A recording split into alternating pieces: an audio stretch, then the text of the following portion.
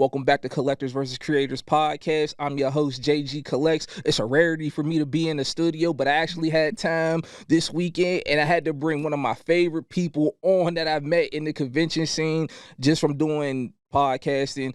She is a very accomplished person. She's an artist, a vendor, and even a podcaster, even though she doesn't like the label. Y'all see the logo behind me. I want y'all to drop a like, comment, and subscribe for AnimeInkArt. What's happening? I'm good. How are you? I am exhausted. And what area are you holding down for people who don't know? I'm in Irvington, New Jersey, so tri-state. Shout out to Jersey. Shout out to the Oxtail Pizza. Oh, that's in New York, actually. No, I've seen like all the videos that I've seen, it has been Jersey. There's been a couple places I got them checked on my list. Trust me, I know. They always pop up on my For You page, even though I'm not from there. Now, how long have you been into anime? Oh man, since like 7 years old, 5 years old, and with Pokemon, I didn't know it was an anime. So fast forward to 2005, that's when I really got into it. But I would say like 7 years old. It's a long time. It's controversial to say Pokemon's an anime. People like, nah, it's a cartoon, it's an anime. You know how that debate goes. And you were in it when Yeah. back then it wasn't like it was popular, but not to the degree of this day and age. So how was it like growing up for you watching that?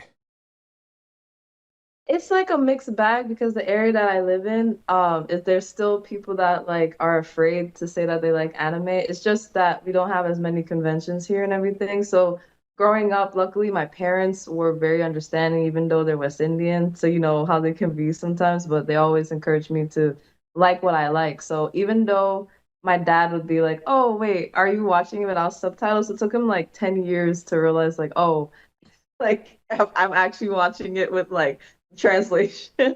From them it was very supportive. In school, it was a mixed bag because they had an idea of like what a black person should like. They didn't think me personally I looked like I should watch anime. In eighth grade, they were like, "Oh, you should stop watching it." I didn't listen to them. So by the time high school came, I was kind of like conditioned to be like, "I don't care what you think I should like, or that you're gonna take my black card because of it." I kind of just didn't care. I was just like, I like what I like. So that's where the confidence to keep watching it came from. And then the rest was history after there. So people had a mixed bag, but by the time high school came, they kind of just like, yeah, she's an anime girl. We can't tell her otherwise. So we're just gonna leave her be.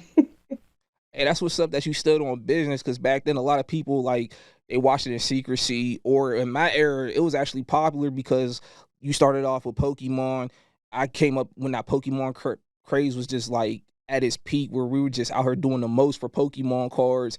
But then like yeah, you remember that. But then it became more like Tsunami took over. Then there was like Dragon Ball and like Tenchi Mule and Gundam. Did you translate over to the Toonami phase?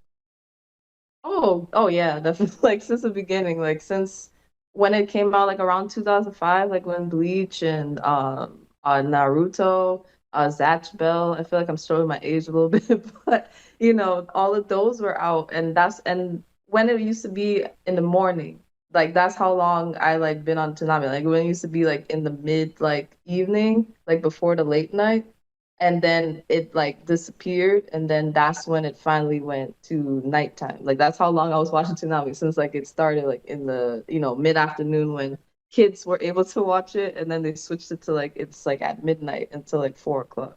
So I'll take it a step further. I used to get up 5 in the morning and watch Zoids when he used to come on early in the morning. Oh Now my I'm showing my age with that one. And shout out to Zatch Bell. That is a very underrated cartoon. And like what you said earlier, I hate that whole they'll take your black card because you don't like the cultural norms, or like you're doing something different and you stood on your God. values. Did that passion turn into like, hey, I want to draw these characters because they inspired me to do other things?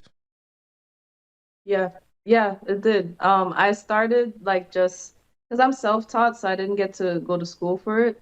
But my dad is an architect, so I guess maybe the interest came from him. And I've been watching anime for about a year or two of that, well, 5 years at that point. So in third grade, I would just like look at different pictures and look at different cartoons and try to draw it the way that it looks. So that's how I started. And once I got more into anime, kind of inspired me, like just how detailed everything is, like the hair. So I would spend hours, drawing it. So that's kind of where it started. And a lot of my drawings were more so just black and white. Like there wasn't any color back then. Like I was just sketching. Like that was my thing, and that's how I learned how to draw.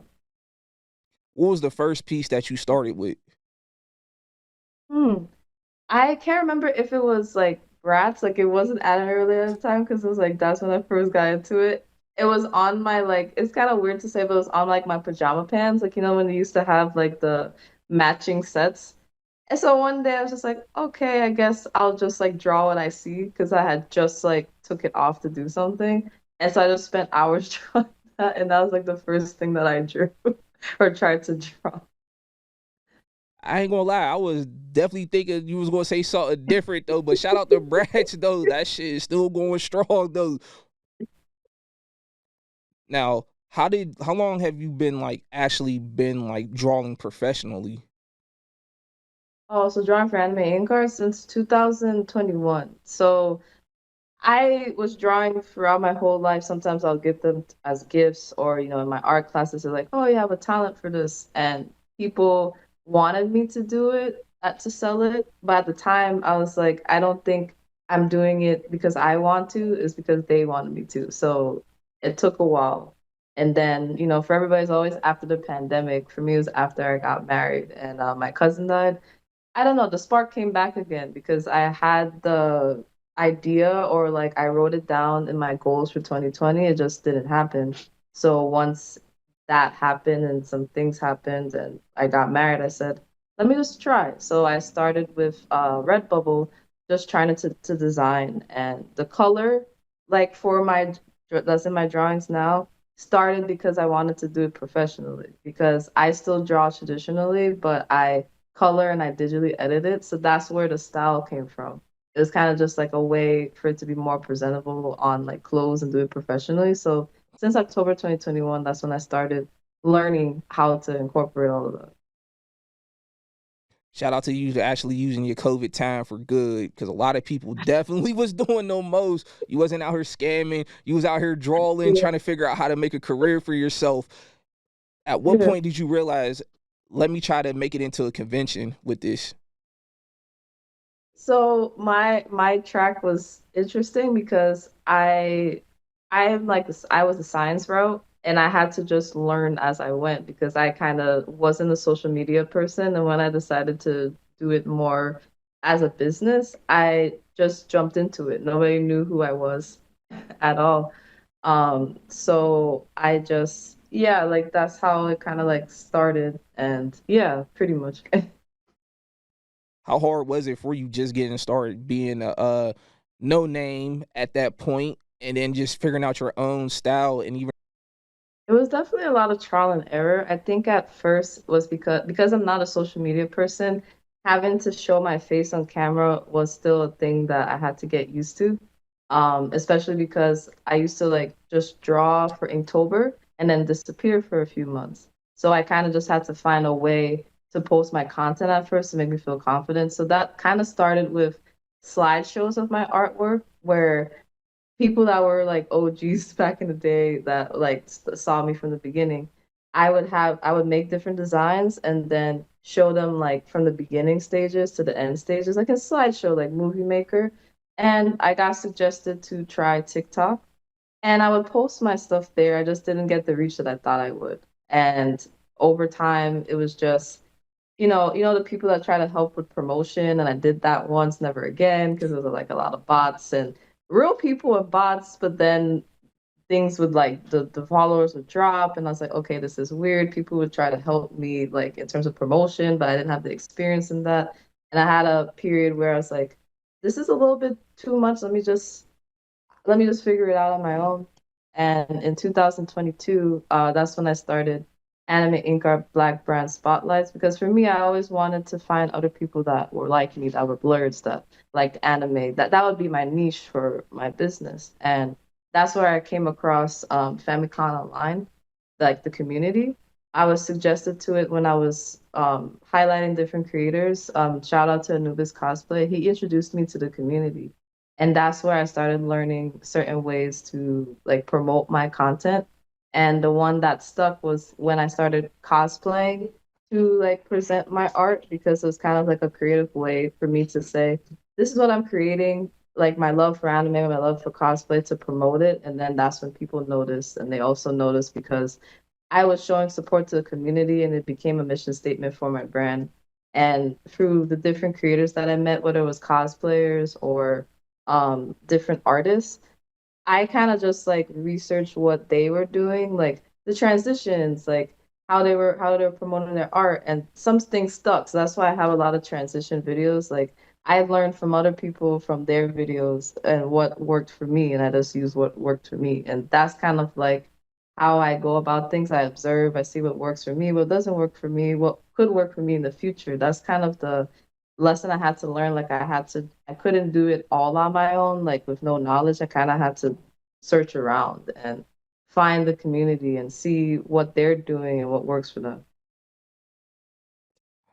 That is incredible because a lot of people, they'll take, well, they won't go your route because a lot of people are too prideful. They won't ask for help, or they think they're too good to learn from other people. And back to what you were saying about the promotion, you definitely got to be careful with the promotion thing because I found out it's a lot of bots. And then, like, you will Mhm. definitely have people in that promotion who don't even watch anime or whatever you got going on following you, and then now you got dead followers, and then that just kills whatever you're doing. And you mentioned famco. What is famco for a lot of people who don't know what that is? So Famicom Online, which is the owner is Harrison. He created this community to uplift and support different blurred creators in the community. So whether you're a cosplayer, you have a business, you're an artist, you're a musician, you're a rapper, he created that community in order to house those particular individuals and uplift them. Give them social media advice, visibility, and have different events where they can come together and be one with each other. So that's what the community is. And it did help me a lot because growing up where I am, people don't show that love unless they're like, they kind of feel your vibe and say that. So me being able to see how many people was in that community, it helped a lot. It was like, oh, okay, I can find more people, I can support more people. And that's kind of the vibe that I have in the community of like being a support system. And that kind of helped me show that I can do other things. So I feel like I always surprise people. They're like, oh, you like to support people, but you do all of these things. Wow, I didn't know that. I'm like, yeah. And Yeah, shout out Harrison because like I definitely do stuff with him too, man. Each one teach one. A lot of people don't like the support, especially when they're with if you're in within the same city. I don't know what that is. It's across the board. Like we just hate supporting. Like we see somebody from the same town doing something, it's just like nah, we can't support them. But if you see somebody from like Houston or somebody, yeah, we'll support them with ease. Local support is the hardest thing. I don't know what that shit is about.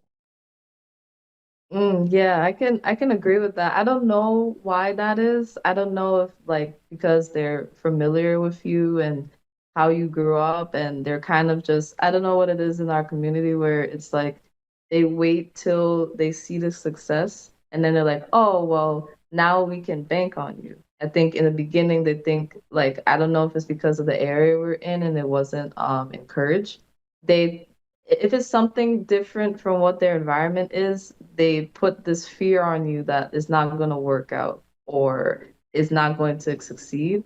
And I don't know if it's like just like an inner, like they say certain things like, oh, I don't know if I would do that or I don't know if I'll do this, but good luck because they themselves are afraid to do it because they think they can't because of the environment that they're in. But you kind of have to make your own environment, if that makes sense. And maybe you might inspire other people in that community to do it. I know I have a few people that I went to high school with that they ventured out of our town, but they're doing their own things. And sometimes they come to me and say like, "Thanks for doing what you're doing." Like, I've met other people that are doing it, and remember when we thought that nobody like were doing podcasts and stuff as Blerds, and now that's not the case. But yeah. It's funny seeing people from high school. They'll watch your stuff, and then the moment you gain traction, oh, it's hey, Yeah. remember me? Nope, I sure as hell don't remember you at all whatsoever, though. But God bless. That's how I go about doing that. And then like myself, you do venture into the conventions. How tough was it for you at first when you started being at the conventions? Because it's wicked for us. Oh, it's very competitive. That's what I learned because I was in the pop-up scene, and it's so much different than the convention scene because any small business can like make their own pop-up.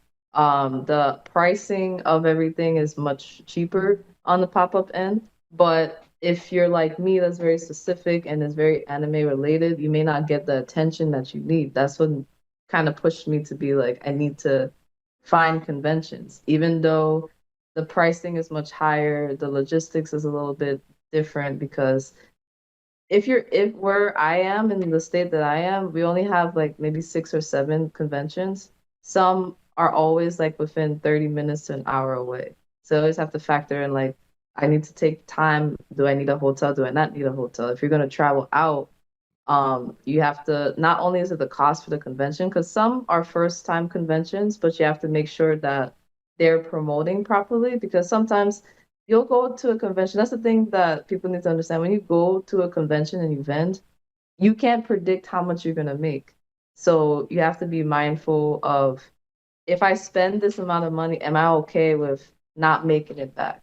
Am I okay with just the exposure for this convention? Like, is this convention good for exposure? And then you do your first convention, you're like, people, you feel the vibe sometimes because some Comic Cons, they're only there for collectibles. If you don't have that, chances are they're not going to buy your stuff. But you have to kind of be okay with that. At least you got the exposure. But then if you go to a convention that's more anime, they may like your stuff, and you may succeed and pass, what your goal was. So I just think if you have a goal, if you have a thing in mind, like you have to have a thick skin because sometimes people will try to haggle you for your prices, maybe depending on if they think your art is worthy. You just have to remember that your art is not for everybody. That's what in my experience and people that their first time experience, if they don't see anybody coming to their table like the first time doing it, they feel as if their work is not good enough.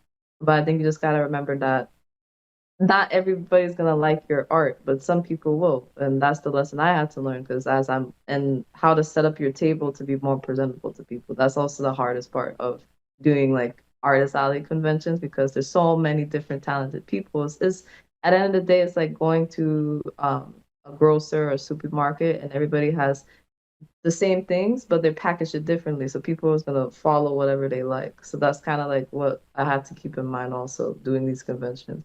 And then getting accepted because it's like a job application out here when it comes to the conventions. And a lot of times for like artists, you can like apply to the same convention and not get in for 2, 3 years. And then finally the one year they finally accept you. And you have to be okay with that as well because it's competitive. So that's kind of some of the things I had to deal with.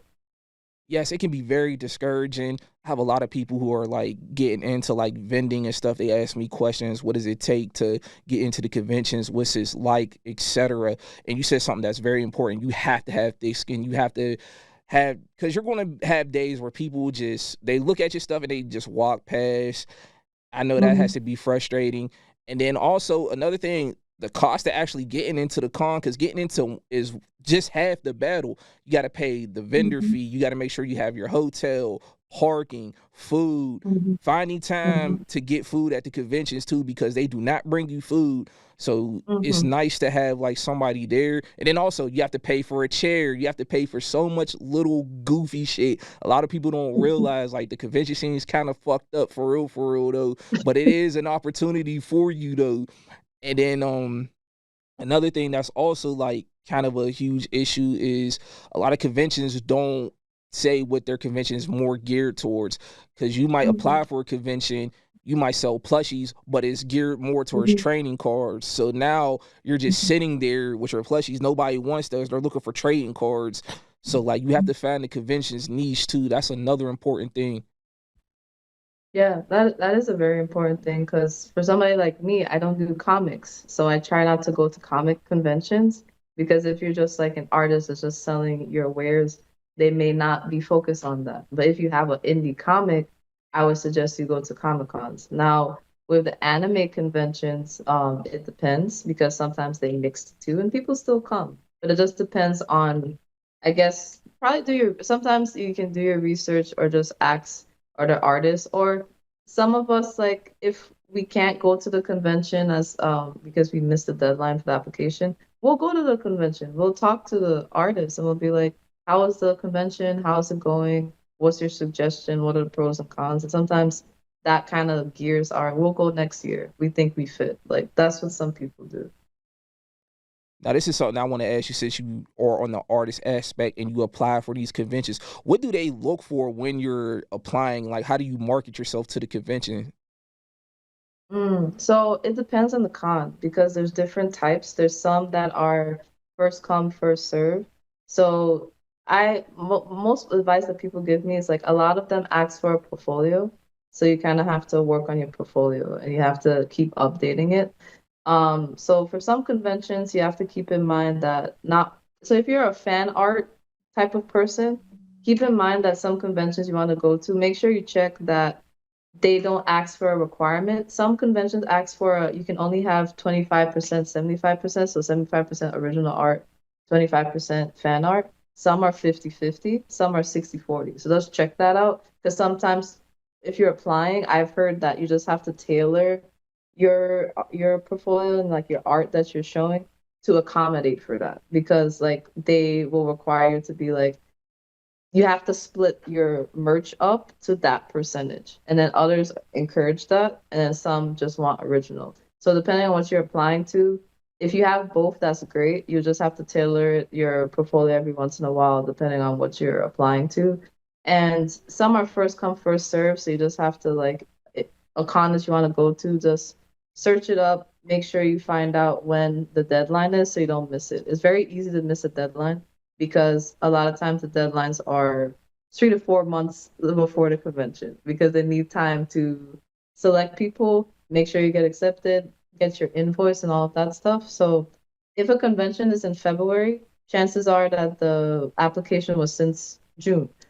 So that's why you just have to keep track of those. There's different websites you can check for that. And if it's jury, that means that there's only a certain amount of tables that they accept. So you can apply, but chances are that it's so small that you may not get in. But still try. You never know what happens. So there's different types of like application forms. So that's what you just have to keep in mind when you apply. So you just always go and check and see ahead of time before you apply, see if it's something for you. And always read the disclaimers because sometimes people get messed up with the disclaimers and they apply for something and you can get easily rejected if you don't follow the instruction. Yeah, reading is fundamental because from a media aspect, if you ever decide that you want to step into the press side, Lord have Yeah. mercy, there are a lot of disclaimers. There's a lot of things now at certain conventions, like they want pre-approved questions because certain people have Mhm. been going up, and this is starting to piss me off, trying to get shock value questions from the voice actors. I Mhm. actually had to Mhm. deal with that in Cleveland, and it's starting to get a little harder for press because now voice actors are getting a little wary.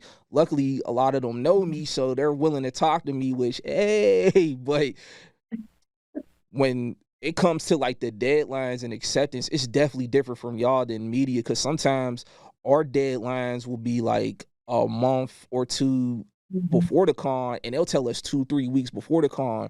So Mhm. already have in mind that you want to go to this con that you apply for, even if you don't get accepted. Make sure if you're booking a hotel, make sure you book with the insurance so you can cancel it, get your money back. Make sure like even if you get a rental, same thing because you don't know. And then like they like to tell you 3-4 weeks beforehand when the rates Mhm. are astronomical. I don't know if it's like that with y'all vendors. Oh, yes.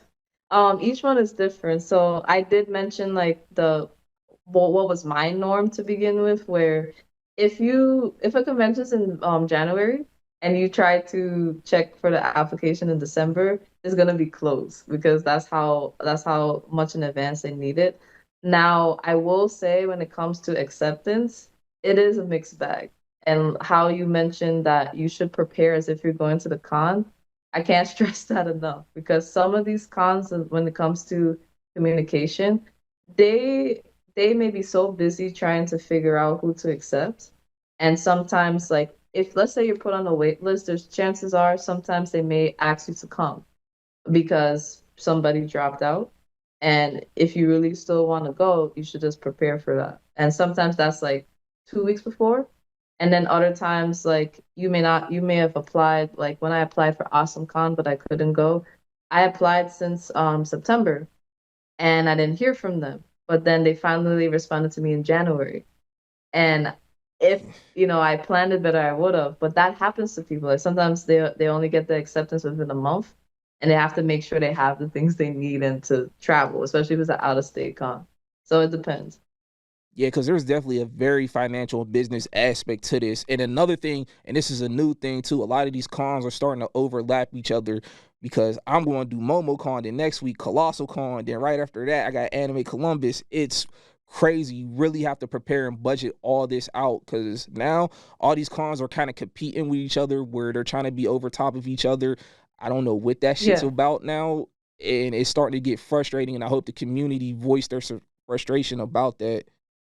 that's very true. It's hard for artists as well because some people, because they have a lot of inventory, they will spread themselves thin and they'll go to like 3, 4 conventions in a month. But they have a system and they've been doing it for a while where they can do that. But trust me when I say they're probably tired at the end of the month and they always have to do the logistics in terms of, do I have enough stock for the next convention? Whereas like some of us like me, we still work full time. We have to just be mindful of like, okay, do we think we have enough to go out of state? If not, we'll stay in state for a bit and then we can travel if we want, or maybe 1 to 2 out of state conventions if we can. Everybody just plans based on what their lifestyle is because it can be hard because like some conventions is like you have like 4 or 5 conventions you want to go to, but they're all in the same month, but they're all within 2 months. It like you said, it's a little crazy. And because why that is also is because a lot of newer conventions are coming up. And sometimes they schedule theirs at the same time as some of the bigger conventions. And it depends on the artist. Now, when you're looking for you personally, when you're looking for these conventions, do you go for ones that are more geared to like the blurred community, or do you try to go to ones that are like a mixed bag? So I try my best to like those are like community centered or they're very like welcoming. And then other times it's just like I just apply based on, what I've heard's been good because it's a waiting game. So I just try my best to apply to what I can. But if I can find one that's like very supportive to the community, like BlerdCon or DreamCon, I'll try. Not a guarantee that I'll get in, but I'll try. Yeah, shout out to BlurCon. That's start that's one of my favorite cons. They have their issues, and no con is perfect though, but that's one that really highlights and showcase us. It's not like DreamCon though, but BlurCon definitely is more geared towards us. Hmm. Yeah, that's very true. And you also do cosplaying, and a lot of cosplayers, especially in the Black community, face a lot of harsh criticism. Have you ever had to deal with that when you're cosplaying a character? Surprisingly, no, but I think because I do so many things, my cosplay is not in front of people like 24/7. Like I'm doing a cosplay every time I post. So I think that's why I haven't got as much of the criticism. Um, Luckily, but I do have friends that deal with like the racism and, like sexism and stuff like that. But I think for me, it's like even with my cosplay, I kind of pick and choose knowing how they can be, especially like as a woman cosplaying, and depending on how revealing your outfits is and this, that, and the third. So I like posting my content. I just don't like the attention in that way. So with my cosplay, that's why sometimes I gender bend, and I will go into my feminine side and I'll cosplay.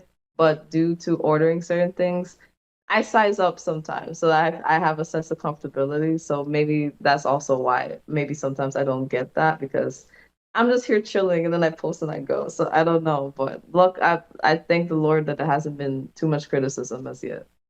And I'm glad there hasn't been, because if there was, we're going to be on their ass immediately, expeditiously. It's going to be crazy what I'm going to do, because like a lot of that stuff isn't warranted, and it's crazy that a lot of women do go through that. It's hopefully at one point, because even the cosplay gaming, whenever you just, especially the gaming community, As soon as you hear a woman in Mhm. chat, they just go crazy. Do you think that culture will ever change? I, that's a hard question, honestly. I don't know. And especially with like the age of technology and stuff, and people are more into the games and stuff, I think we'll always deal with that. But if we have people in the community like you and other people that can like stand up for us, that'll just help us like, deal with with it. But I'm not sure if we could change it. I think that kind of just comes with like a lot of at home conversations. Like if people that are in the community like just talk to these people, just say like, like cosplay is not consent, or like just because like it's a character that like you like, that person that's cosplaying them is a person, so try not to like objectify them. I think like some of those conversations have to start at home, so like it's hard to say if we can change. It depends on if people want it to change, I guess I would say. And also, like, people pick and choose on who they want to like mess with in the community too, because they're not going to go after a popular person or a person that's going to fight back too. Because I'll come up on here and say One Piece is trash all day and night. And I had a video with a lady who said One Piece, but she broke down all very detailed. I know you know which one I'm talking about Yes, though. That almost yes, got me because I kicked helped off a record. couple platforms too though. But everybody has something to say, but I'm noticing like every time I say it, nobody wants that smoke. And it's funny, I'm like, y'all are really a bunch of cowards for real. No, I definitely understand that. And when it comes to like people pick and choose who to pick on in the community, one thing about me is just I preface it in the shows or just in general, or people that do speak to me or you speak to me. I don't really play like, you know, that in the community. I'm very much like respect the people that's in my particular circle, especially if you're gonna be in my community. If not, I just won't interact with you as much. Like you won't be that involved in the community if you do that. And maybe because I'm very calm and collected, so far people have respected that. But I also don't go back and forth with people on the internet. Like 9 times out of 10, if somebody's gonna argue in the comment section, it's not going to see the light of day. I will message you directly and take care of it because like social media is social media, but like in real life, if you were to do that, somebody would confront you. So I'd rather just get take care of it right away than go back and forth on comment section. So you won't see me do that. That's just the way I am. I know people they talk a lot of shit on the comments, but when you pull up to them Yeah, DMs like an Amazon driver, it gets quiet, very yeah, quiet. And it's crazy, like yeah. we're in a wild ass time when it comes to the popularity of anime. Like I was saying at the conventions, a lot of people are doing things for clout, a lot of things that are just unacceptable. With the popularity of anime and then even comics is making a resurgence. Do you think this is going to be something like how Twitch has gotten out of hand and how like YouTube people are Mm. just doing anything for views and clicks? Hmm. Um, I think we're already there in a sense, but it depends on, I guess, you and because some people like they how they tailor their social media or view their social media, they see it more than others. But I think it's there. But I think it's like, do you yourself observe it, or do you choose to just not focus on that and focus on fostering a positive community? But I've seen it a little bit on like Instagram and like I'm never on Twitter. I'm like Twitter's a little bit like too convoluted and a little bit crazy for me. But I've seen it on like TikTok and like some other socials, and that's why some people are using other platforms that they feel like serves them, like fan base and some other platforms, because they feel like because it's new for now, they can tailor it to where it's not as toxic. But people that may be toxic in the community, they'll find those places. But all we can hope is that it doesn't happen too fast. But I've seen it where some people, being that I do what I do and I'm so into the community, I just observe like there's some people that really genuinely, no matter how big they are in the community, they have genuine hearts, but you just have to really get to know them. They're guarded people, so they just make sure their energy is for who's with them. And then some people are here for the wrong reasons. They're here, to just get the clout and the likes, and that's how they treat other people in the community. They may not recognize you until you interact with certain popular people and then they acknowledge you. there's people this so this is already happening, but it just depends on what you observe. That is true. And a lot of people, like you said, are bigger. They do have good hearts, but there's also the other end of the spectrum. There are a lot of people who got inflated egos, which is funny. And then I come through and I will humble you. I don't care who you are. Everybody, like, it's this can go away at any moment. So don't think that this is going to last forever. And like myself, you don't like to say you're a podcaster, but like I hate to break it to you, you are a podcaster. At what point when you did your art, you're like, all right, let me start talking to people and showcasing them. Hmm. So that's been a journey. I will accept podcaster now. I will accept podcaster now. But I was that started in September of 2023. And I did it not per se because I wanted it to be a podcast at first. I wanted a different way to network with my community because I was feeling as if like just the content that I post wasn't enough to connect with my community, especially because I started taking business classes and they're like that aspect of like your brand identity and like how you attract people to you. And I felt like I always, throughout Anime Ink Art, I've always put people spotlight them.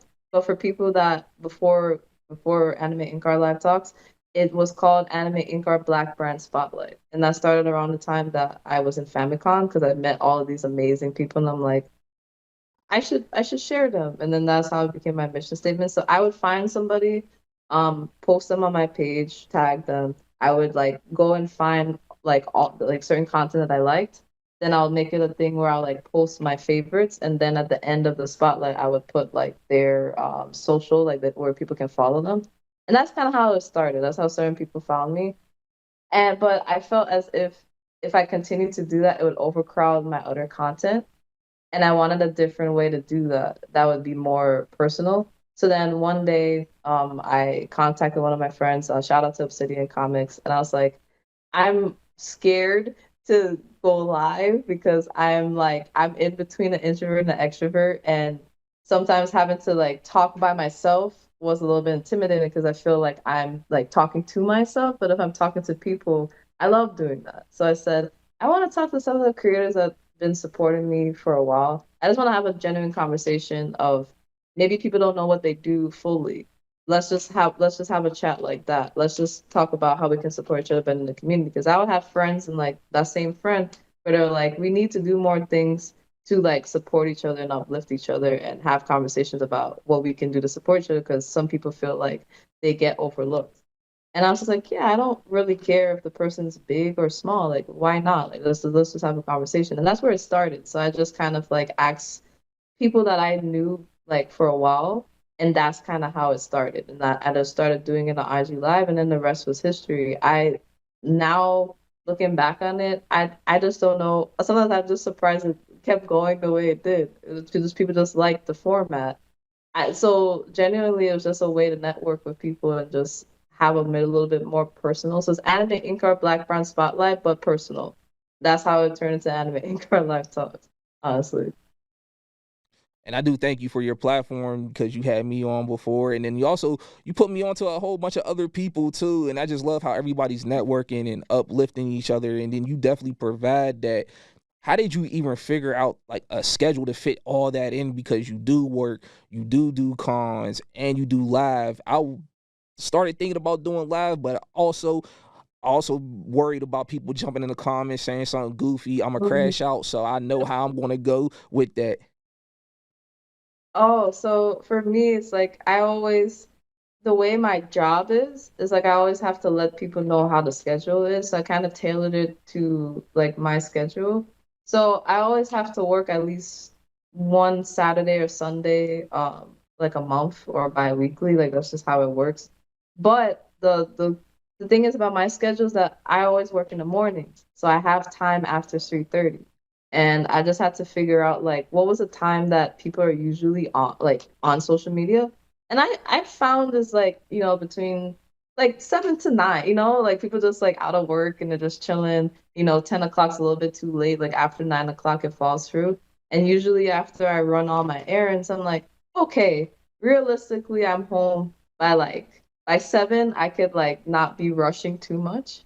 and that's fine. But so when it came to the days that people can choose, Friday is the weekend. So even if I have to work the next day, as long as it ends at a certain time, that's why I chose 7 to 9. That's how it started. Then the days I was like, okay, most people like to do stuff on the weekends. That's why I chose Friday and Sunday at first. Saturday is because of, because I'm married and my husband's schedule. That's why I just don't do it on Saturdays. I just want to give people flexibility because I know some weeks I may not be able to just do that one day.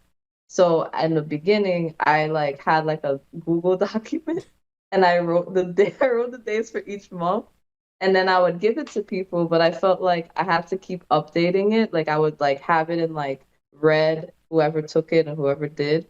But it was getting a little bit like a lot to do that. So somebody suggested that I have a form for it. So because I already had like Jotform is like a scheduling program, or you can do like that's where I do my commissions and like some of my other forms.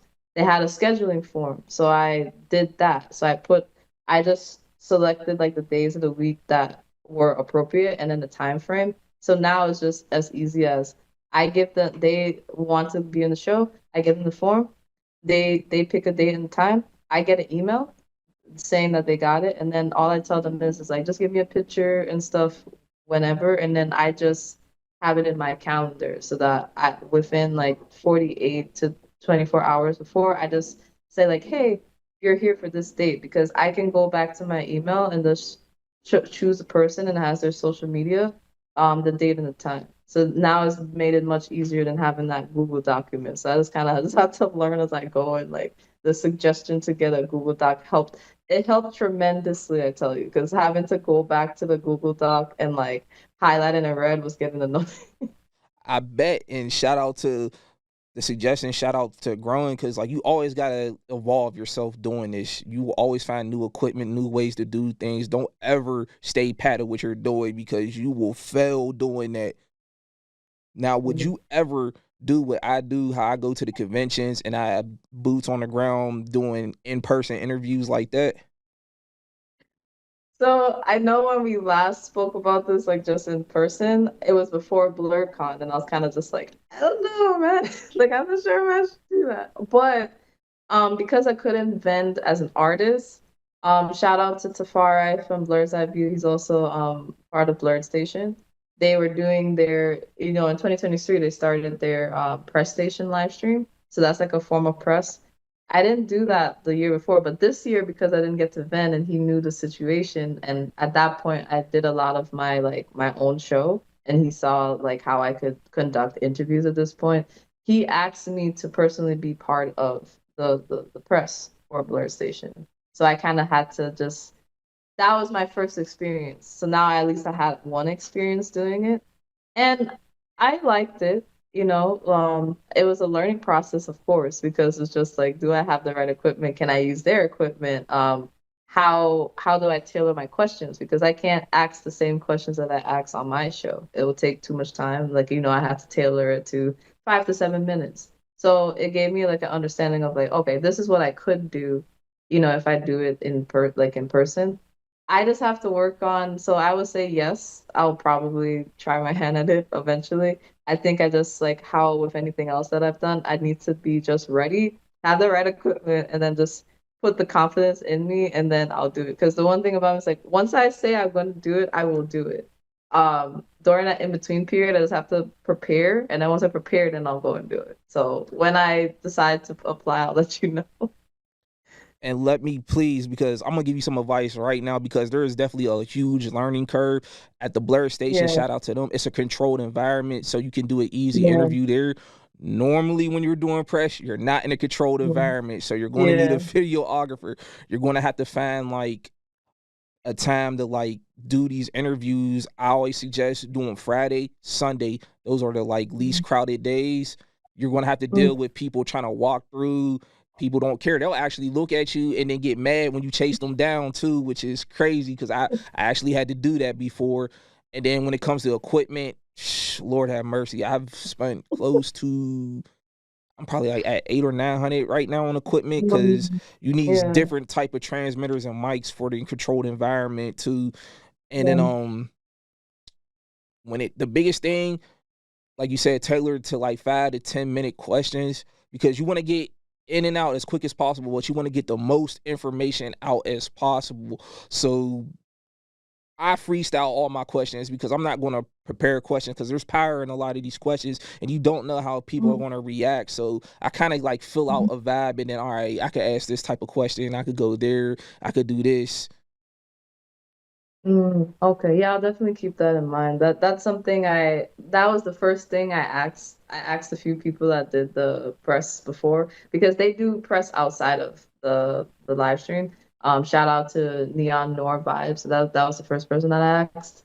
And she said like there's no specific time frame, but make it short enough to where like you get the most information out of somebody, and when you get enough that you feel like it's enough, then move on to the next person, especially if you have multiple people in that day. So Yeah, you definitely want to get in and out as quick as possible. And also, you want to keep in mind you don't want to take too much time from the vendor or the voice actor because the voice actors especially, they have a set time and stuff too. And it's a little tricky interviewing them because like they're handlers. And then I was about to, no, I ain't gonna say the the voice actors name, but like some of them are actually in some trouble. So like, yeah, Okay. so like some of them can't do interviews, and then some of them were contracted, and like it's a whole thing. And then when you become pressed for these cons, you are going to experience and see some wild shit that you wouldn't notice as being an artist or a con goer. Oh, yeah, that's true. Mine are very like it's very because I observe a lot. So like I don't tell these stories with like how do I explain I was going the to stories, ask but you, what's the wildest thing you seen at a convention? um I'm trying to think. Well, my personal experience at my table, this is when I was learning how to set up my table. So my first convention, well, second convention was Thai Geekdom in Philly. That was like one of my first bigger ones. And so I had like the Rengoku, for those that know my platform, like you know about the Rengoku drawing that I did. I had like a sweater for it. I only had that one in stock, so I like pinned it to my booth table. And so like there was a dad like it was like a black guy and his son, right? And they're like, oh cool, that's like a Rengoku hoodie or a hoodie. You know, I'm just minding my business, just seeing if they're gonna come to the table, just chilling. And the son like slides down, like he slides down to the shirt and then just starts touching it. And then like the father wants to take a picture of it, saying like, oh, Rengoku's a donut. And I was like, oh, I was like, okay. And then they walked away. They didn't check anything. I was like, okay, cool, fine. That's fine. Like I couldn't do anything about it. But that's probably had to be the weirdest one. Wow, that's lighthearted because man, some of the people I've asked that question to, they've had some wild stuff. Like even myself. Oh, oh, actually, there is a conversation I had when I went to a show in Flemington, and it became a race conversation out of nowhere. Like they came to my table, they asked me how I was doing. They're like, "Oh yeah, your art is like very like gritty and dark." And I was like, "Huh, okay." And like I showed them like some of like the cutesy pictures, and they're like, "Oh yeah, that's like pretty dark too." And I was like, "Okay." And then they like proceeded to ask me about, well, because you're a black person. And I was like, "Oh no." Here we go. Then Here we go. like, oh no. And then they started like talking about like I don't know, like with police brutality and I'm at a convention trying to sell stuff. And I so like I try my best to like be as respectful as possible because I'm in Flemington. Not that many black people in Flemington, even though like the pop-up was done by a black person, a majority of the people in that area are like white people. So I didn't want to like get in trouble or have to get kicked out of the con. So then he walked away and he minded his business. So then people that like are my vendor friends, they came to my table and they're like, "What was that?" So I explained to them, and they're like, "I'm so sorry." And I'm like, I live in Irvington. I gotta prepare for the worst of the conversation. So it's okay. We'll have a good day afterwards. Shout out to you for keeping your composure. And then like a lot of artists, man, I want to say this. If you go to a convention and it's like not a lot of black folks there and you got like a lot of black art, just mentally prepare yourself for a lot of Mhm. dumbass questions that you are going to get asked. Cause Lord, some people are just really oblivious, and some actually mean no harm. And it's like, but you just got to keep that in mind. You really do. It's just, it's, man, I'd have started wilding. Like, dog, like if you don't buy something or get the fuck out of here, like I'd have been mad as hell about that. People tell me I have like Saitama energy, like it's my coping mechanism for some of the stuff. Goes on. Nah, like I seen like the one thing you're gonna notice when you do press, and I've been pointing this shit out to a lot of people. You're gonna notice, and this is why I say a lot of dudes is down bad in the anime community. You're going to Mhm. notice a lot of people who pay a lot of female cosplayers to pay to step on them. It is the Oh, wildest shit I've seen. I'm like, yo, what? This girl I seen make $200 just off of stepping on dudes. I said, yo, mm. I couldn't be a girl. I wouldn't be shit out here. Like, yo, I wish a chick would ask me, like, hey, I'll give you some bread to step on me. What? Psh, I will pull out my finest Tims and go crazy out there. Like these cons, like you'll see people plagiarism. That's another one that you'll definitely see a lot of now.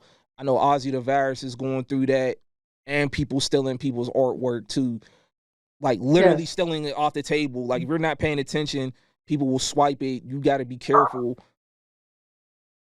But like outside of that, like Sorry, I apologize. Jonas, stop. That was my dog. He's like, he's acting crazy. Sorry the about that. con scene is very tricky when it comes to like a lot of weird stuff. You just gotta mentally prepare, and you gotta understand like there's a lot of socially awkward people. There's a lot of people who have anxiety. There's like a lot of mixed bags out there, and you just have to like embrace all of that and accept whatever's gonna come your way. So, what do you see for yourself later on in the future? Like, do you want to make Anime Inc. or it's like just strictly a live podcast thing, or do you just want to primarily focus on, or you want to do everything? That's actually what I'm deciding right now. So when it comes to the future of AnimeInkArt, I still want to do, I want to just incorporate my art more with the podcast in a sense. So this has have been a great networking opportunity for me. So now I can like push out like how I am an affiliate for Talking Noir. So because I have like the connections now, it's easier to post my content.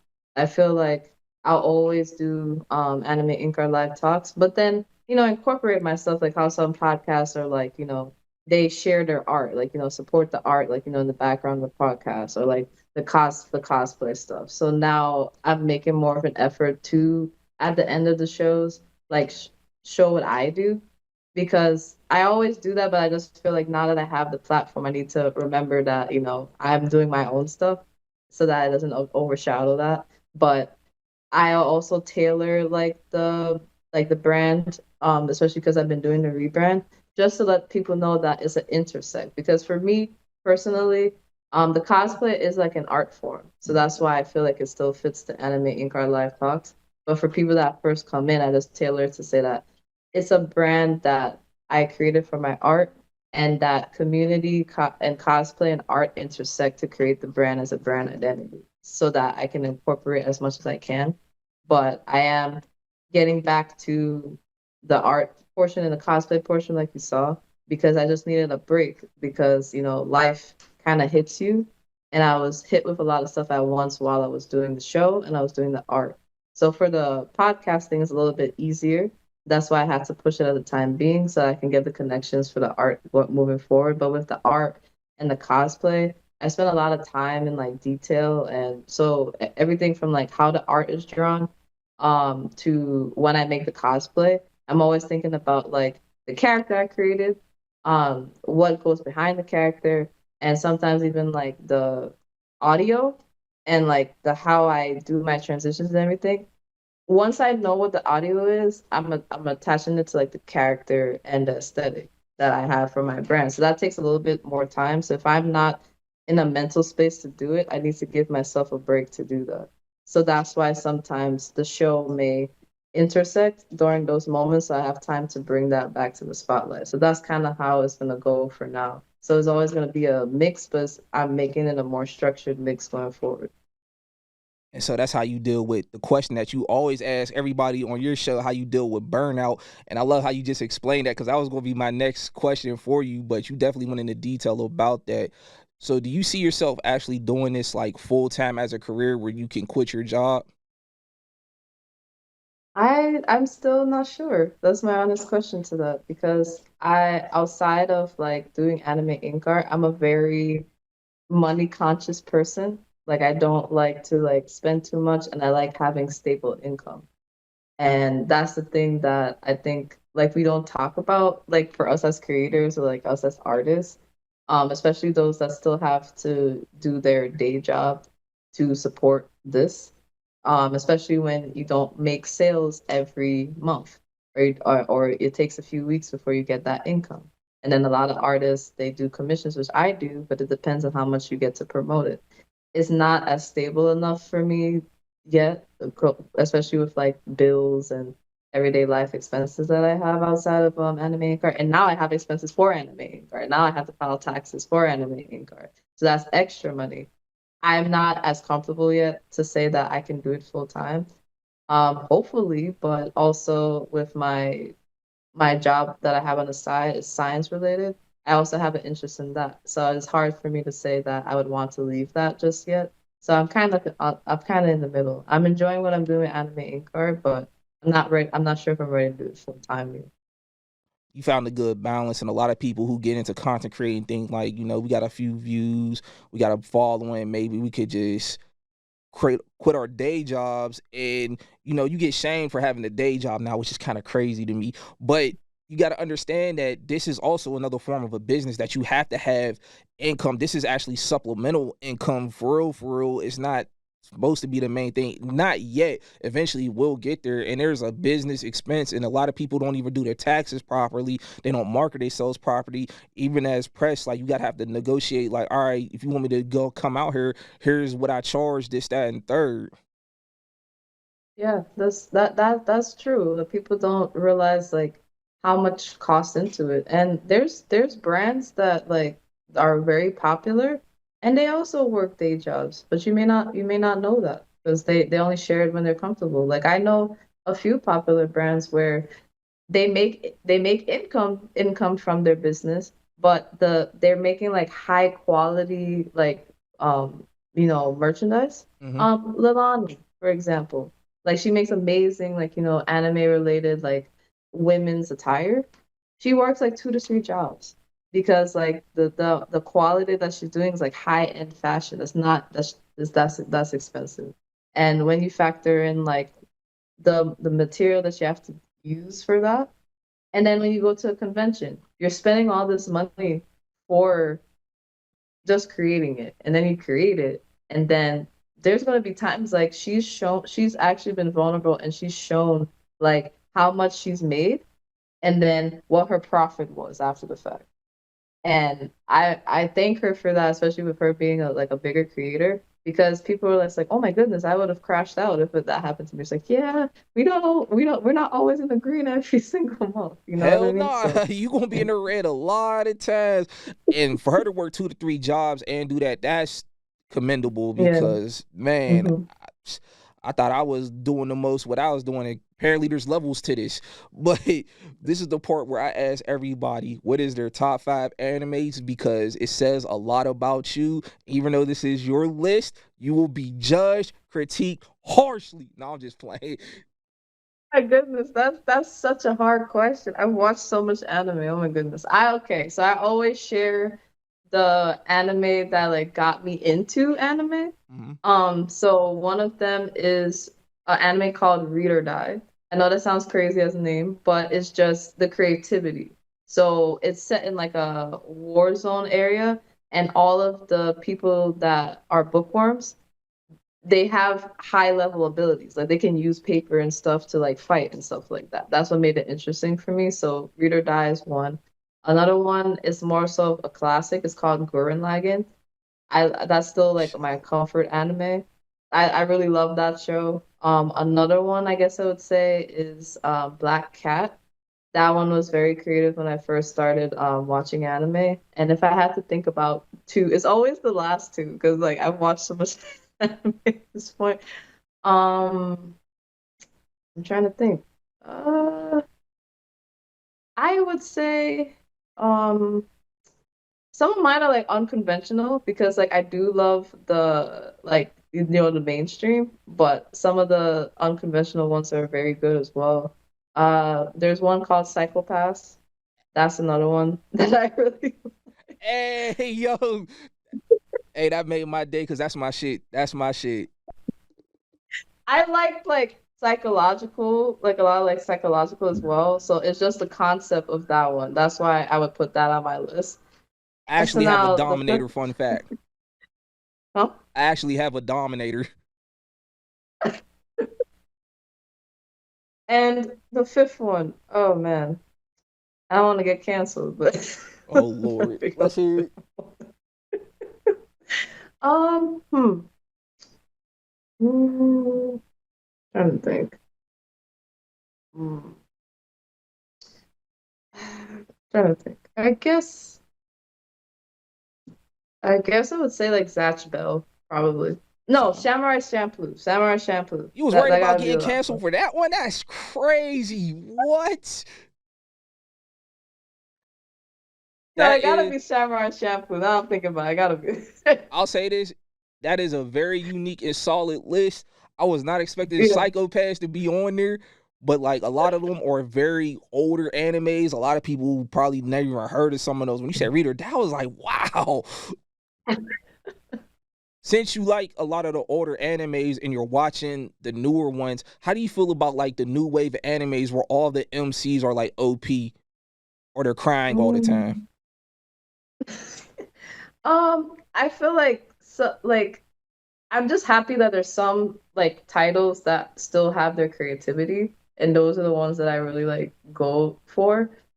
So for example, like solo leveling, I can stand behind solo leveling because like his is like he actually learns to get his OP. It's not like, like he just got it right out the gate. That sometimes was a little bit frustrating with the OP characters, especially in the like the isekai, which is like another world animes. Those are the ones that I've seen where they're overpowered just for no reason. Like they don't give them an explanation as to how they got that power. Shout out Free So Ray. it's a mixed bag.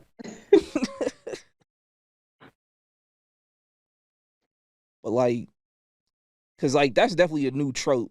All the MCs are just like strictly overpowered. Some don't have explanations. But the one that I mentioned that is killing me is the ones that are just crying all the goddamn time. Like, I love my hero. I'm happy Deku got out of that. I'm happy he grew out of that. But Tanjiro, please, if you like Tokyo Revengers, oh my Takamichi, I hate him so much. I just finished the last season of Tokyo Revengers, and that cleanly pissed me off. I don't know if you've seen it yet, but Lord, Yeah. No, yeah, I have. I don't know. When it comes to those characters, it's like, yeah, they're pretty annoying. But there's a few where it's like I understand why they're like that. Like I sometimes I try to give grace to like everybody doesn't react to things the same way that like me and you would. Like we're pretty like calm and collected, like, oh, it is what it is. But there's some people like in real life that is that emotional. I'm like, okay, it's realistic. Like yeah, I some dealt people with just somebody can't like that. handle it. I unfortunately dealt with somebody like that, and like another thing, anime producers, whoever, can y'all please knock it off with the brother falling in love with the sister trope? Like that, like, can we move past that? Like, it was funny as kids, now it's just weird as hell. That is true. I don't know why that's a thing. I wish it wasn't, and I wish that some of the titles that I've seen, like just out of the ether, didn't exist. And there's like one coming out. I think like a creator mentioned, like they talked about it. Like there's one coming out that is on that topic, and I was just sitting here like we didn't ask for that. I don't know why you're giving it to us, but Not at all. And now yeah. with the newer animes, there's a new debate between if an anime is good because of the animation or the story. Which one do you go for? Mm. At the end of the day, I still feel like the story. Because I have kind of like a gripe with people that like they so like certain anime, I feel like it depends on your attention span and for story. I feel like nowadays a lot of people are too focused on the animation and how good the fights are. But then some anime, that's all they're good for is just fights. Cancel me if you want to, but some of the animes like all they're good for is the fights, but there's no like development of the characters. There's nothing to like attach them to you long term. So for me personally, it's like both, but like the story still has to carry the animation. You can have a good animation and there's no plot, and it's just there. It's just there for the fights and the aesthetic. I'm gonna go on a limb and say you're talking about Demon Slayer. I don't know. I didn't even know I had an anime in mind, but it's just like it just annoys when people are like, "Oh, it's peak just because of the animation." But it's like, what else about it is peak? That's why I don't like having that conversation. Nah, you are 100% about Demon Slayer because nobody talks about the story. They always talk about, man, this is gorgeous. The animation, the fight. I'm like, all right, so what's going on? I don't know. Like, but then you got animes like that are drawn out like Free Run. A lot of people don't like it because it's like more. Have you seen it, by the way? I started it. I didn't get to finish it yet. Yeah, it's more slower pace, more storytelling, and it's about to win a lot of awards. That might be controversial because I want Solo Leveling to win. That's actually like a whole debate. But I'm biased since I just interviewed Free Range, so it is what it is when it comes to that. If people want to contact you for to do an interview before we get out of there, how can they reach you? Oh yeah, so definitely just go on the Instagram page AnimeInkArt1, and it's usually in the bio, but you can message me directly, and if you want to be on the show, I'll give you the form. They can sign up, and then it's as easy as that. Sweet and simple. And do you have any anime recommendations for everybody out there? Five. Mm, that's a hard one. Apothecary Diaries. That's been my obsession right now, and I feel like it's touched a lot of people, whether you're male or female. I've seen a lot of people like the anime, so definitely watch it. If you like mystery and the female character, like the main character, she holds her own. She's intelligent. She's very smart. She gets the job done, and it's funny and entertaining at times. I think a lot of people would like it. I keep seeing that one pop up, and I might be interviewing some people from there. I've yet to check it out, but if you recommend that one, do you got any other ones? Because I did say five. You said one. Oh, five. Oh, shoot. Give me four more real Mm, quick I would before we say get. Psychopaths, honestly. That's just me being biased. And then if you haven't already watched Jujutsu Kaisen and Dan. And yeah, season 2 is about to come out. I can't wait for that. Psychopaths, that's definitely on my. Everybody go watch Psychopaths. I will stay in that show. Another show that you need to watch, Akudama Drive. That show is fire. Mhm. Windbreakers, I'll always recommend that. But one last time for anybody who wants to find you on social media. Yeah, so for the most part, Facebook, you can find me on AnimeInkArt. And then on Instagram, you can find me at AnimeInkArt1. Those are the platforms that I'll be on the most because me and TikTok are not friends.